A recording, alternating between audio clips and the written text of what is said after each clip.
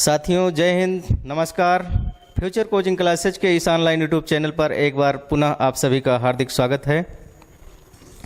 साथियों, आज हम इस सेशन में एक ऐसे महत्वपूर्ण बिंदु पर चर्चा करने वाले हैं जो आपके एग्ज़ाम की दृष्टि से, आपके किसी भी प्रतियोगी परीक्षा की दृष्टि से बेहद इम्पोर्टेंट है, बहुत ही महत्वपूर्ण टॉपिक है।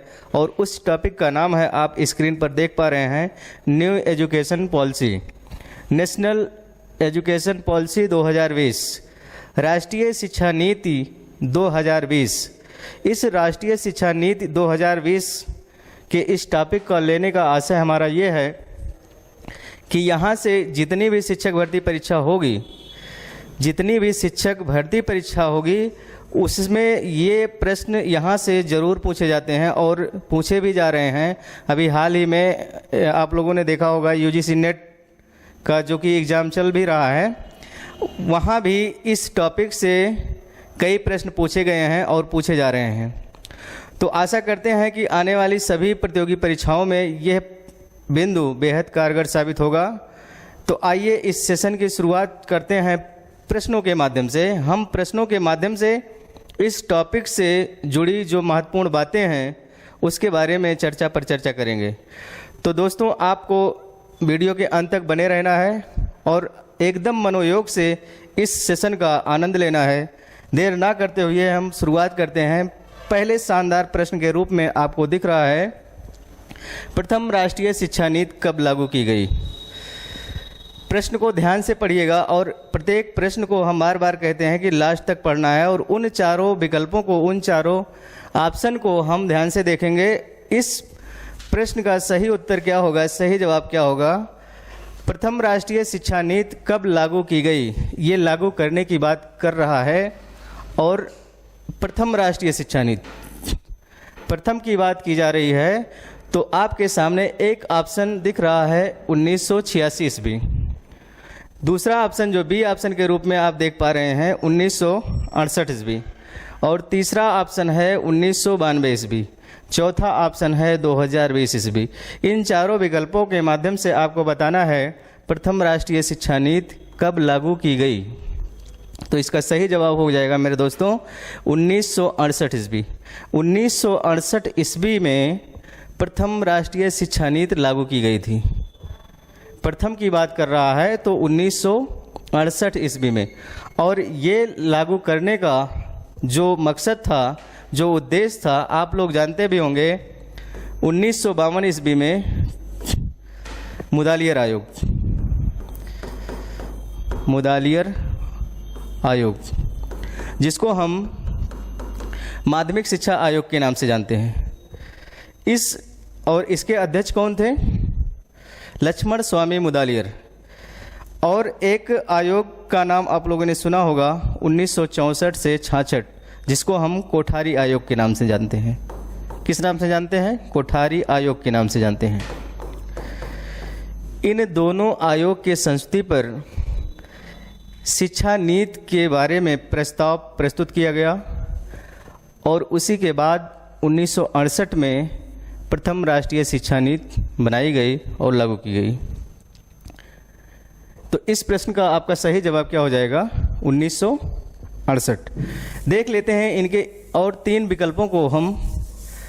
पहला ऑप्शन जो दिख रहा है 1986 ईस्वी, प्रथम राष्ट्रीय शिक्षा नीति जब पूछा जाएगा तो आपका 1968 ईस्वी, और इसके बाद फिर राष्ट्रीय शिक्षा नीति लागू की गई तो वो जो दूसरी थी, हम दूसरी कह सकते हैं 1986 ईस्वी। 1986 ईस्वी में दूसरी राष्ट्रीय शिक्षा नीति लागू की गई। इस 1968 ईस्वी में आप जानते भी होंगे कि श्रीमती इंदिरा गांधी जी का काल था और यह राजीव गांधी के समय का था। तो जब दूसरी पूछा जाएगा तो 1986, प्रथम आपको पूछा जाता है कि प्रथम राष्ट्रीय शिक्षा नीति तो 1968 ईस्वी में। ठीक, एक आप देख पा रहे हैं सी ऑप्शन में 1992 ईस्वी। 1992 ईस्वी में इस 1986 राष्ट्रीय शिक्षा नीति को संशोधन किया गया था, संशोधित किया गया था प्रोफेसर एस्पाल कमेटी की अध्यक्षता में।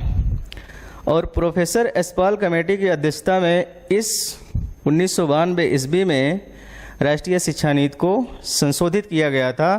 तो पूछा जाता है कि राष्ट्रीय शिक्षा नीति की जो संशोधित राष्ट्रीय शिक्षा नीति थी वह कब लागू की गई थी, तो आप जानते रहिएगा कि 1992 ईस्वी में। और फिर उसके बाद चौथे ऑप्शन के रूप में आप देख पा रहे हैं 2020 में, जैसे कि आप जान रहे हैं कि NEP 2020 यानी कि नई राष्ट्रीय शिक्षा नीति 2020 में आई। तो इस तरह से इन चारों ऑप्शन का स्पष्टीकरण इस तरह से है। तो पहले का क्या सही जवाब हो जाएगा? 1968 ईस्वी, प्रथम राष्ट्रीय शिक्षा नीति 1968 ईस्वी। ठीक, दूसरे प्रश्न के रूप में हम देखते हैं NEP 2020 को कैबिनेट की मंजूरी प्रदान की गई। प्रश्न को ध्यान से पढ़ना है। NEP 2020 को कैबिनेट की मंजूरी कब प्रदान की गई, ये आपको बताना है। और विकल्प के रूप में आप देख पा रहे हैं 31 मई 2019। दूसरा ऑप्शन है 29 जुलाई 2020। फिर तीसरे ऑप्शन के रूप में 30 जुलाई 2020 और चौथे ऑप्शन के रूप में 30 मई 2019। इन चारों विकल्पों के माध्यम से आपको बताना है कि नई शिक्षा नीति जो ये बनी, राष्ट्रीय शिक्षा नीति 2020 जो बनी, वो कैबिनेट द्वारा मंजूरी कब प्रदान की गई। तो इसका सही जवाब हो जाएगा 29 जुलाई 2020 को। 29 जुलाई 2020 को कैबिनेट की मंजूरी प्रदान की गई थी। ठीक, 31 मई 2019 को इसका मसौदा मंत्रालय को सौंपा गया था। मसौदा मंत्रालय को सौंपा गया था, मंत्रालय को सौंपा गया था, सौंपा गया। यदि ये डेट आपको पूछा जाता है 31 मई 2019 का, तो 31 मई 2019 को मसौदा इसका मंत्रालय को सौंपा गया और इसको कैबिनेट की मंजूरी जो प्रदान की गई 29 जुलाई 2020 में। ये महत्वपूर्ण प्रश्न बनता है, आप इस प्रश्न को ध्यान दीजिएगा।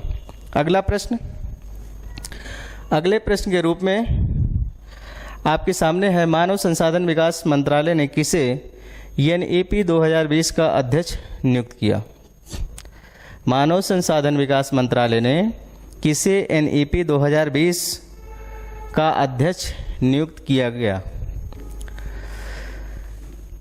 तो पहले विकल्प के रूप में आपको दिख रहा होगा धर्मेंद्र प्रधान, और दूसरा विकल्प है रमेश पोखरियाल निशंक, और तीसरा विकल्प है डॉक्टर S सोमनाथ, और चौथा विकल्प है K कस्तूरी रंगन। तो इसका सही जवाब हो जाएगा ऑप्शन डी, K कस्तूरी रंगन। इस मानव संसाधन विकास मंत्रालय ने जो NEP 2020 के अध्यक्ष के रूप में नियुक्त किया गया था, उनका नाम था K कस्तूरी रंगन। इन्हीं की अध्यक्षता में NEP 2020 लागू भी की गई। आप इस बात को ध्यान में रखिएगा। धर्मेंद्र प्रधान ये वर्तमान में शिक्षा मंत्री हैं। कौन है? शिक्षा मंत्री हैं। और ये जो दूसरा विकल्प आप देख पा रहे हैं रमेश पोखरियाल निशंक, MHRD यानी मानव संसाधन विकास मंत्रालय के मंत्री हैं। MHRD मंत्री के रूप में इस समय है वर्तमान में।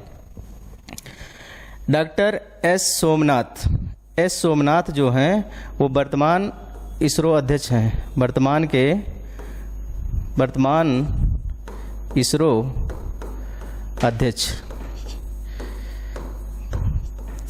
इसरो अध्यक्ष हैं डॉक्टर S सोमनाथ। K कस्तूरी रंगन इस NEP 2020 के अध्यक्ष नियुक्त किए गए थे और इसके पहले ये इसरो के अध्यक्ष थे। ये बात भी आप ध्यान में रखिएगा। तो इस तरह से इस प्रश्न का सही जवाब हो जाएगा K कस्तूरी रंगन। इस NEP 2020 के अध्यक्ष थे। अगले प्रश्न की ओर बढ़ते हैं।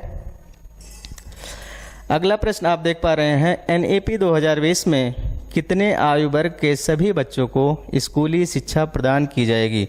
बेहद इम्पॉर्टेंट प्रश्न है, आप इसको स्टार बनाइएगा। NEP 2020 में कितने आयु वर्ग के सभी बच्चों को स्कूली शिक्षा प्रदान की जाएगी?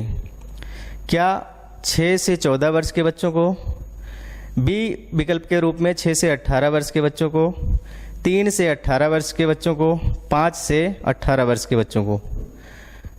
इस प्रश्न का सही जवाब जो होगा 3 से 18 वर्ष के बच्चों को। सी विकल्प is the right answer. NEP 2020 में कितने आयु वर्ग के सभी बच्चों को शिक्षा प्रदान की जाएगी? तो 3 से 18 वर्ष। इसके पहले आप ये भी जानते हैं कि जो राष्ट्रीय शिक्षा नीति 1986 की थी उसके अकॉर्डिंग 6 से 14 वर्ष के बच्चों के लिए था। स्कूली शिक्षा या विद्यालयी शिक्षा 6 से 14 वर्ष के बच्चों के लिए था, लेकिन अब जब से नई शिक्षा नीति बनी तब से 3 से 18 वर्ष के बच्चों के लिए स्कूली शिक्षा प्रदान की जाएगी। इस बात को आप ध्यान में रखिएगा। 6 से 14 वर्ष के बच्चों के लिए आप इस बात को भी जानते रहिएगा कि अनुच्छेद 21A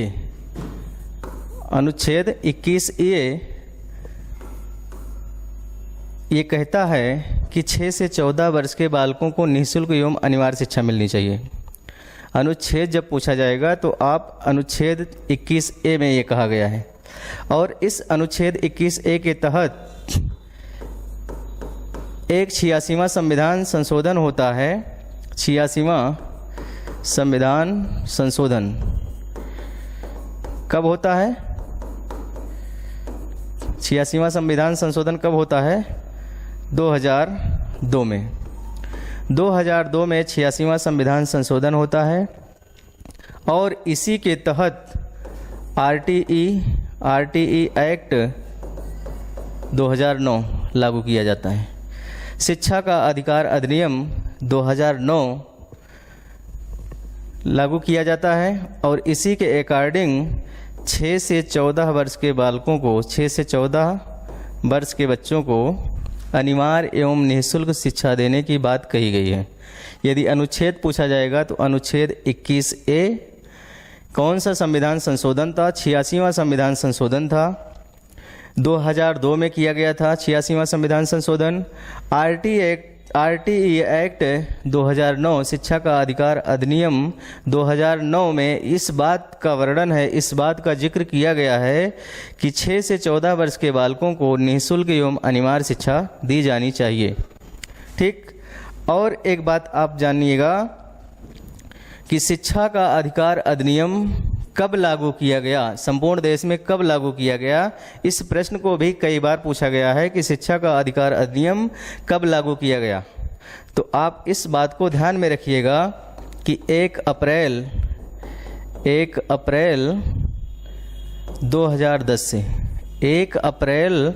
2010 से संपूर्ण देश में 6 से 14 वर्ष के बालकों को निःशुल्क एवं अनिवार्य शिक्षा दिए जाने की घोषणा कर दी गई है और ये लागू कर दिया गया। लागू करने की बात की जाएगी तो 1 अप्रैल 2010, और यदि शिक्षा के अधिकार अधिनियम की बात की जाएगी तो 2009। आप इस चीज़ को ध्यान में रखिएगा, ठीक है। और इस प्रश्न का जो सही जवाब होगा वो 3 से 18 वर्ष के बालकों को। बेहद इम्पॉर्टेंट है, क्यों? क्योंकि परिवर्तन हुआ है 86 में। 86 राष्ट्रीय शिक्षा नीति 86 ये कहती है कि 6 से 14 वर्ष के बालकों को शिक्षा दी जानी चाहिए, लेकिन ये नई शिक्षा नीति में 3 से 18 वर्ष के बालकों को कहा गया है। ठीक, अगले प्रश्न की ओर बढ़ते हैं। अगला प्रश्न है, शिक्षा किस सूची का विषय है? इम्पॉर्टेंट क्वेश्चन है। जितने भी इसमें प्रश्न शामिल किए गए हैं ये बेहद इम्पॉर्टेंट हैं। आप इस प्रश्न को ध्यान में रखिएगा कि यहाँ से प्रश्न एक ही सेशन से, इस राष्ट्रीय शिक्षा नीति 2020 के सेशन से आपको आने वाले परीक्षाओं में कहीं ना कहीं इससे संबंधित प्रश्न मिल ही जाएंगे। 5वें प्रश्न के रूप में शिक्षा किस सूची का विषय है? आप इस बात से परिचित होंगे कि 3 सूचियां हैं। कौन कौन? राज्य सूची, संघ सूची और समवर्ती सूची। वहीं से ये प्रश्न है, शिक्षा किस सूची का विषय है? क्या राज्य सूची का विषय है, संघ सूची का विषय है, समवर्ती सूची का विषय है या 7वीं अनुसूची का विषय है? आपको इन चारों विकल्पों में से बताना है कि शिक्षा किस सूची का विषय है। तो आप इस बात को नोट कर लीजिएगा कि शिक्षा समवर्ती सूची का विषय है। किस सूची का विषय है? समवर्ती सूची का विषय है। राज्य सूची का विषय था 1976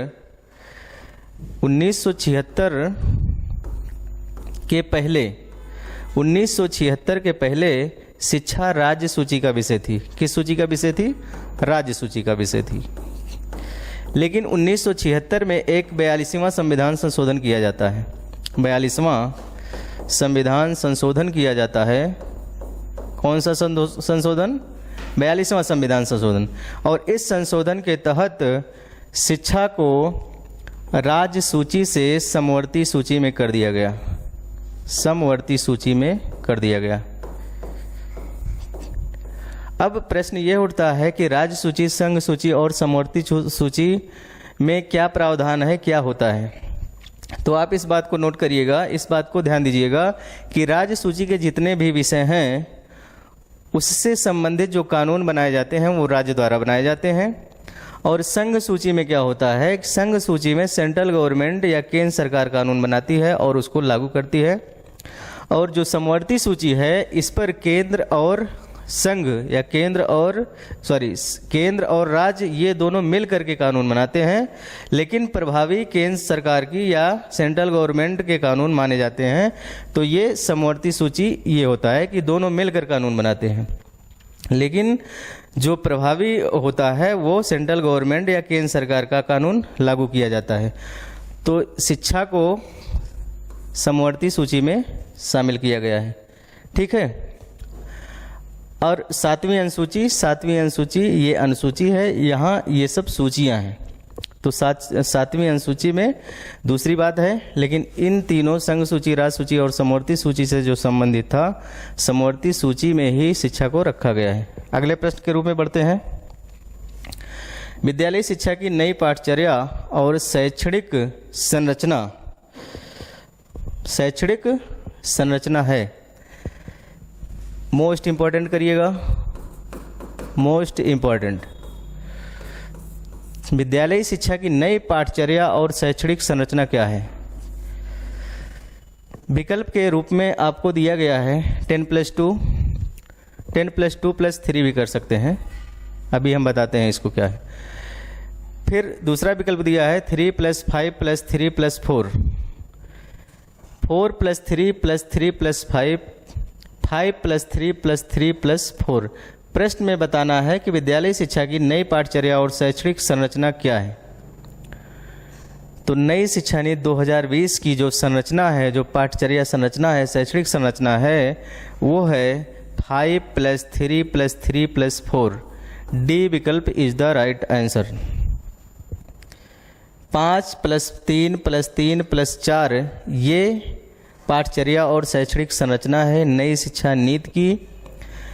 ये 10+2+3 का जो प्रारूप आप देख पा रहे हैं, जो संरचना देख पा रहे हैं, ये राष्ट्रीय शिक्षा नीति 1986 का है। राष्ट्रीय शिक्षा नीति 1986 का है। आप इसके स्पष्टीकरण में एक इमेज के माध्यम से देखिएगा कि इस 5 का मतलब आप यहाँ से देखिएगा। देखिए यहाँ दिया है प्रीवियस एकेडमिक स्ट्रक्चर और new pedagogical and curricular structure. तो इस 5 का मतलब हुआ कि 3+2 ईयर, यानी कि 5 वर्ष में 5 वर्ष, और 5 वर्ष में 3 वर्ष और 2 वर्ष में बालकों की उम्र के आधार पर इनको अलग अलग किया गया है। और इस 3 वर्ष में बालकों को केवल खेल खेल के माध्यम से शिक्षा दी जाएगी। खेल खेल के माध्यम से शिक्षा दी जाएगी। और इस 2 वर्ष में, और आप ये भी जानते हैं कि 3 से 18 वर्ष के लिए ये शिक्षा नीति ये कहती है कि 3 से 18 वर्ष के बालकों को शिक्षा दी जानी चाहिए।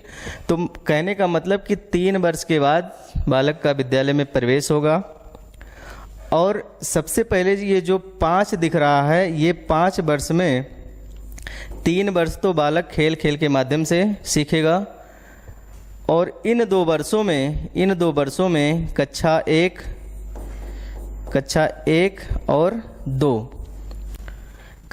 1 और 2 की शिक्षा ग्रहण करेगा इन दोनों के माध्यम से, 2 के माध्यम से। 3 + 2 ये 5 से आशय ये हो गया। आप इस इमेज के माध्यम से भी देख पा रहे हैं। और इस 5 के मतलब में आप जानिएगा कि ये फाउंडेशन स्टेज होगा। कौन सा स्टेज होगा? फाउंडेशन स्टेज होगा।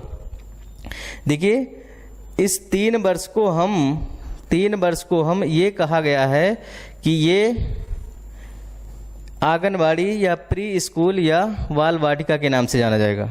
जो 3 वर्ष में बालक खेल खेल में सीखेंगे उनको आंगनबाड़ी का नाम दिया गया है, या बाल वाटिका का नाम दिया गया है, या प्री स्कूल का नाम दिया गया है। और एज क्या होगी? 3 से 6 वर्ष।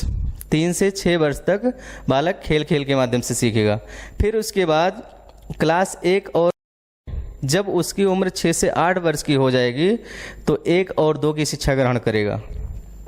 इन 3 + 2 को मिलाकर ये 5 हो जाएगा। तो 5 वर्ष में ये 5 वर्ष को फाउंडेशन स्टेज कहा जा रहा है इस नई शिक्षा नीति 2020 के अकॉर्डिंग।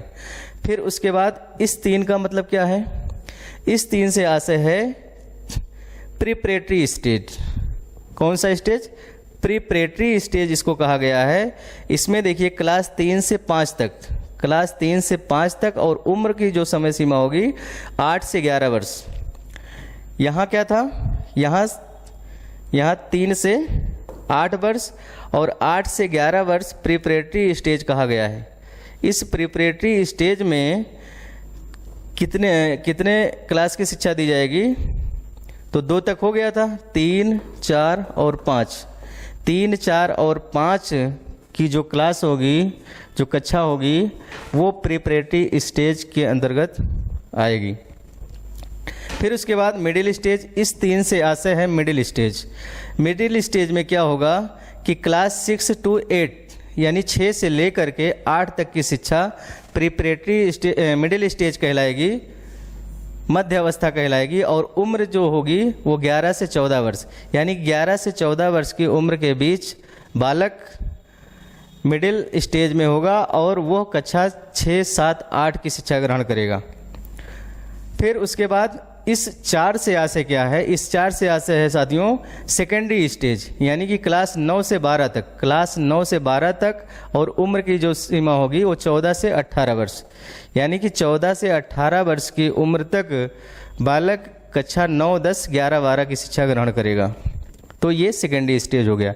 इन स्टेजों के माध्यम से ये 5 + 3 + 3 + 4 की संरचना दी गई है। इस 5 का मतलब फाउंडेशन स्टेज, जिसको प्री स्कूल के नाम से जाना जाएगा, बाल वाटिका के नाम से जाना जाएगा, आंगनबाड़ी के नाम से जाना जाएगा। फिर इस 3 को प्रिपरेटरी स्टेज कहा गया है। इस 3 से आशय आपका मिडिल स्टेज से है और इस 4 से आशय आपका सेकेंडरी स्टेज से है। उम्र पूछा जाएगा तो उम्र में आप जानते रहिएगा, इस 5 का मतलब इस 5 वर्ष में आपको 3 से 8 वर्ष का बालक जब हो जाएगा, फिर उसके बाद 8 से 11, 11 से 14 और 14 से 18 ये उम्र की समय सीमा है। और बाकी ये इस तरह से आप ये जानते रहिएगा कि ये कब कब किस क्लास में बच्चा जाएगा। यही संरचना नई शिक्षा नीति 2020 की है।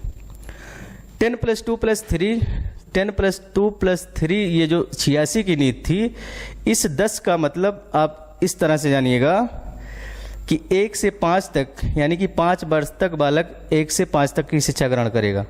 और फिर इसके 5 वर्ष में यानी कि 6, 7, 8 3 साल तक ये 6, 7, 8 में हो जाएगा। और 9 और 10 यानी कि 2 साल में ये 9 और 10 की शिक्षा ग्रहण करेगा। तो इस 10 से आशय 5 + 3 + 2 यानी कि 10 से आशय ये था। और फिर उसके बाद ये जो 2 दिख रहा है ये 11 और 12 की शिक्षा इस 2 की संरचना से ग्रहण करेगा। और ये 3 जो दिख रहा है आपको, ये 3 स्नातक का है। स्नातक की शिक्षा जब ग्रहण करेगा तो इस 3 का मतलब ये है। तो ये पुरानी व्यवस्था थी 1986 शिक्षा नीति का। और ये नई शिक्षा नीति का। तो 5+3+3+4 ये नई शिक्षा नीति की संरचना है, ये आपको ध्यान में रखना है। ठीक, बढ़ते हैं हम अगले प्रश्न की ओर। एनईपी 2020 में शिक्षा संरचना के प्रथम 5 वर्ष किस नाम से नहीं जाना जाएगा? प्रश्न को ध्यान से पढ़ना है। इसमें बताना है कि एनईपी 2020 में शिक्षा संरचना के प्रथम 5 वर्ष किस नाम से नहीं जाना जाएगा? क्या प्रिपरेटरी स्टेज के नाम से जाना जाएगा, आंगनबाड़ी के नाम से जाना जाएगा, प्री स्कूल के नाम से जाना जाएगा, या बाल वाटिका के नाम से जाना जाएगा? प्रश्न में है कि कौन ऐसा एनईपी 2020 में शिक्षा संरचना के प्रथम 5 वर्ष किस नाम से नहीं जाना जाता है? तो प्रथम 5 वर्ष बाल वाटिका के नाम से, अभी हमने पीछे बताया कि बाल वाटिका के नाम से जाना जाता है, प्री स्कूल के नाम से भी जाना जाता है, आंगनबाड़ी के नाम से भी जाना जाता है, प्री स्टेज के नाम से नहीं जाना जाता है। तो इसका सही जवाब जो हो जाएगा ये प्रिपरेटरी स्टेज। प्रिपरेटरी स्टेज आपका इस 5+3+3+4 में ये वाली जो संरचना थी ये प्रिपरेटरी स्टेज है। प्रथम 5 वर्ष किस नाम से नहीं जाना जाएगा? तो आप इस तरह से ये जानिएगा, यानी कि फाउंडेशन स्टेज की बात कर रहा है। ठीक है, आगे बढ़ते हैं। नई शिक्षा नीति 2020 के अनुसार असंगत विकल्प का चयन करें। असंगत विकल्प का चयन करना है आपको। फाउंडेशन स्टेज की उम्र कितना है? 3 से 8 वर्ष। प्रिपरेटरी स्टेज की उम्र 8 से 11 वर्ष। मिडिल स्टेज की उम्र 11 से 14 वर्ष। सेकेंडरी स्टेज की उम्र 14 से 16 वर्ष। इसमें असंगत विकल्प का चयन करना है। तो अभी हमने ये चर्चा किया कि जो सेकेंडरी स्टेज की उम्र है वो 14 से 18 वर्ष है, ना कि 14 से 16 वर्ष है। ठीक, तो असंगत विकल्प कौन सा है? D. D is the right answer. Secondary stage 14 से 16 वर्ष नहीं, बल्कि साथियों ये 14 से 18 वर्ष है। अगले प्रश्न की ओर बढ़ते हैं। नई शिक्षा नीति में प्री स्कूल से माध्यमिक स्तर तक 100% सकल नामांकन अनुपात GER प्राप्त करने का लक्ष्य रखा गया है। ग्रास इनरोलमेंट रेशियो 100% सकल नामांकन अनुपात प्राप्त करने का लक्ष्य कब तक रखा गया है? 2025, 2030, 2050, 2024। इसमें सही विकल्प आपका हो जाएगा 2030 तक। 2030 तक GER प्राप्त करने का लक्ष्य रखा गया है। कितना परसेंट? 100%। ठीक, इस प्रश्न का सही जवाब हो जाएगा बी। अगला प्रश्न, उच्च शिक्षा में GER वर्ष 2018 के 26.3% से बढ़ाकर वर्ष 2035 तक कितने प्रतिशत करने का लक्ष्य रखा गया है? उच्च शिक्षा की बात कर रहा है। 26.3% से बढ़ाकर 2035 तक कितने प्रतिशत तक करने का लक्ष्य रखा गया है? ये इंपॉर्टेंट क्वेश्चन है। 6%, 4.43%, 50% और 75%। इन 4 विकल्प में सही आंसर क्या हो जाएगा? 50%। 50% का लक्ष्य रखा गया है उच्च शिक्षा का। और ये जो 6% है वित्त पोषण का निवेश, जो GDP का निवेश अब शिक्षा पर होगा, वो 6% कर दिया गया है। पहले क्या था? पहले 4.3% था। राष्ट्रीय शिक्षा नीति 1986 के अकॉर्डिंग GDP 4.3% का निवेश किया जाता था, अब जो है 6% हो गया है। तो इस बात को भी आप ध्यान में रखिएगा। अगला प्रश्न, नई शिक्षा नीति के बदलाव का प्रमुख कारण क्या है? नई शिक्षा नीति के बदलाव का प्रमुख कारण निम्न में से है। इन 4 विकल्पों में आपको बताना है कि कौन सा विकल्प ऐसा है जो इसका प्रमुख कारण है। तो वर्तमान शिक्षा व्यवस्था में क्रांतिकारी परिवर्तन लाना, ये सही है। वर्तमान शिक्षा व्यवस्था में क्रांतिकारी परिवर्तन लाना ये प्रमुख कारण था। शिक्षा का सार्वभौमिकरण करना, ये भी सही है। भारत को वैश्विक नज़र में महाशक्ति बनाना, ये भी इसका कारण था। उपर्युक्त सभी, तो इसका सही जवाब क्या हो जाएगा? उपर्युक्त सभी। नई शिक्षा नीति के बदलाव का प्रमुख कारण, ये तीनों विकल्प सही हैं, इसलिए चौथा विकल्प सही हो जाएगा उपर्युक्त सभी। अगले प्रश्न की ओर बढ़ते हैं। एनईपी 2020 में किस कक्षा से व्यावसायिक प्रशिक्षण एवं इंटर्नशिप को आरंभ कर दिया गया है? एनईपी 2020 में किस कक्षा से व्यावसायिक प्रशिक्षण एवं इंटर्नशिप को आरंभ कर दिया गया है? ये मोस्ट इंपॉर्टेंट क्वेश्चन है। कक्षा 3 से, कक्षा 5 से, कक्षा 6 से या कक्षा 10 से। इन 4 विकल्पों में आपको बताना है कि कौन सी ऐसी कक्षा है, कौन सा ऐसा क्लास है जिसमें व्यावसायिक प्रशिक्षण के साथ साथ इंटर्नशिप को भी आरंभ कर दिया गया है। तो इस प्रश्न का सही जवाब हो जाएगा विकल्प नंबर सी, कक्षा 6 से ही, कक्षा 6 के बाद या कक्षा 6 से, ये कहिएगा कक्षा 6 से व्यावसायिक प्रशिक्षण और इंटर्नशिप को आरंभ किया जाएगा। और साथ ही साथ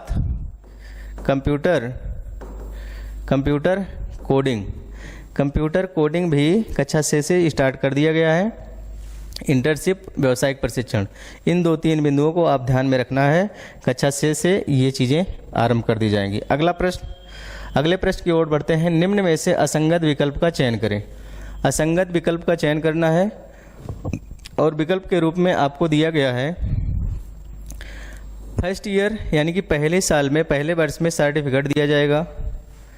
ग्रेजुएशन की बात की जा रही है। दूसरे ईयर में एडवांस डिप्लोमा दिया जाएगा।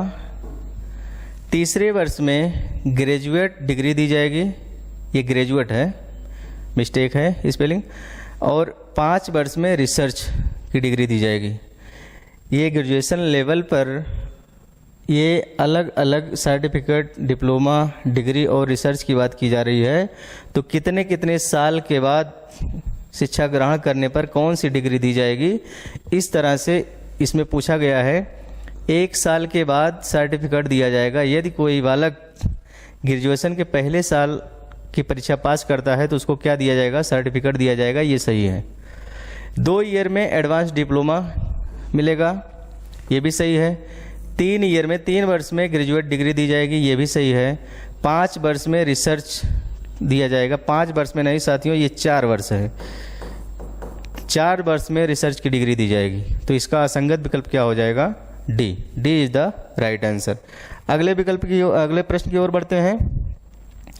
छात्रों की प्रगति के मूल्यांकन हेतु मानक निर्धारण निकाय के रूप में ... नामक एक नए राष्ट्रीय आकलन केंद्र की स्थापना की जाएगी। ECC, परख, नैक, NCTE।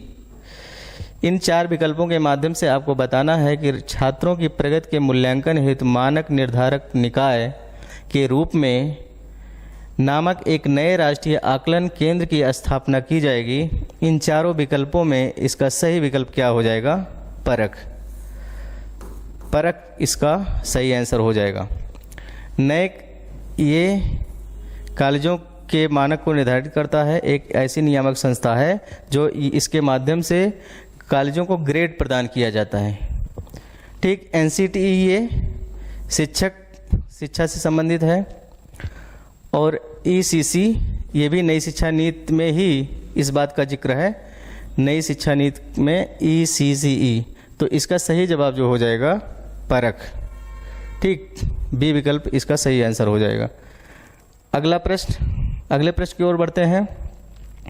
जुलाई 2021 में NEP 2020 का 1 वर्ष पूरा होने पर भारत सरकार ने 5 भारतीय भाषाओं में इंजीनियरिंग डिग्री शिक्षा प्रदान करने के निर्णय की घोषणा की है। उस भाषा की पहचान करें जिसमें इंजीनियरिंग की शिक्षा दी जाएगी। उस भाषा की आपको पहचान करना है जिस भाषा के माध्यम से इंजीनियरिंग की शिक्षा दी जाएगी। जुलाई 2020 में NEP 2020 का 1 वर्ष पूरा होने के उपलक्ष्य में, यानी कि जुलाई 2021 में नई शिक्षा नीति के 1 वर्ष पूरे हुए, उसी के उपलक्ष्य में कुछ भाषाओं को शामिल किया गया और उन भाषाओं में इंजीनियरिंग की शिक्षा दी जाने की बात की जा रही है। तो उस भाषा की आपको पहचान करना है। भाषा के रूप में दिया गया है असमिया, उड़िया, मैथिली, बंगाली। तो इस प्रश्न का जो सही जवाब हो जाएगा, बंगाली। बंगाली में इंजीनियरिंग शिक्षा दी जाएगी। और इन जो भाषाओं में शामिल किया गया है वो 5 भाषाएं हैं। कौन कौन? एक तो हिंदी है, हिंदी, तमिल, तेलुगु, मराठी और एक भाषा है बंगाली। इन 5 भाषाओं को शामिल किया गया है। इन 5 भाषाओं के माध्यम से इंजीनियरिंग की शिक्षा दी जाएगी। तो इस तरह से इस प्रश्न का सही जवाब क्या हो जाएगा? बंगाली। डी विकल्प इज द राइट आंसर। इसका सही विकल्प हो जाएगा डी, बंगाली।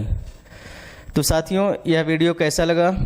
यदि यह वीडियो आपको अच्छा लगा हो, यह सेशन आपके काम का हो, आपके एग्ज़ाम के दृष्टि से महत्वपूर्ण हो, तो वीडियो को लाइक करिएगा, सब्सक्राइब करिएगा, बेल आइकन को ज़रूर दबाइएगा। यदि हमारे चैनल पर आप नए हैं तो चैनल को सब्सक्राइब करिएगा। तो साथियों, इन प्रश्नों के माध्यम से हमारे बताने का जो प्रयास था कि आपको इससे संबंधित यदि प्रश्न किसी भी एग्ज़ाम में पूछा जाए तो आप उसको सही कर पाएँ, आसानी से सही कर पाएँ।